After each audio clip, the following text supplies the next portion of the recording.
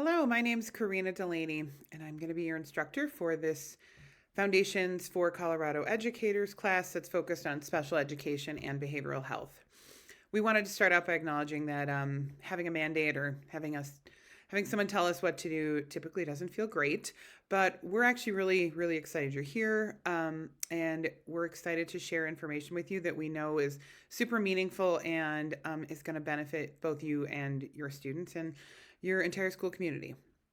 So, this class, based on the new Colorado mandate that all educators get 10 hours of professional development focused specifically on special education law, including child find, and then culturally relevant behavioral health like trauma and suicide prevention. So, wanted to just touch on all of those things really quickly.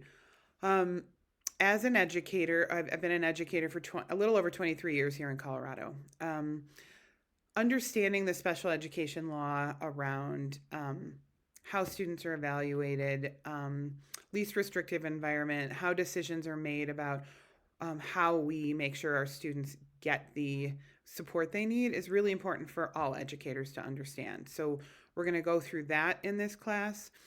Child find is something that's called out specifically in the law, and I wanted to just chat a little bit about why that is. A lot of times educators, and I think just the general public, thinks about child find as students or kids, actually babies birth to 3, and making sure that we identify students who might have disabilities before they get to school. And so in this class, we want to make sure everyone in Colorado understands that child find is really from birth to 21, and it is all educators' responsibility to identify students within their class, whether it's elementary, middle, or high school, who might have a disability as defined by the state and federal law. So, although we think about child find as being just the little ones, child find is really about identifying any student within the K-12 process who might need special education supports. We then move into behavioral health. We start with talking about trauma-informed approaches and really clarifying that those are universal strategies we use with all students. It's not a reaction or a response when we find out that a student has experienced trauma. That's not our job as educators. It might be like a mental health professional or a social worker, but our typical classroom teachers or special service providers like speech language pathologists, so on. We just want to make sure we're, again, creating environments where all students can thrive.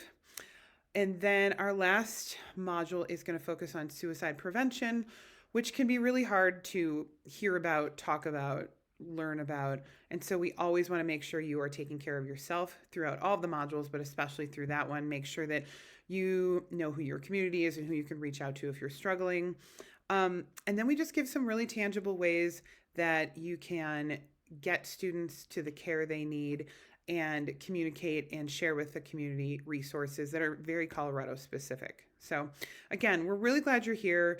This was created to be an incredibly meaningful class for all Colorado educators, whether you're a new educator up to veterans and principals, administrators. So thanks for being here, and we look forward to learning with you.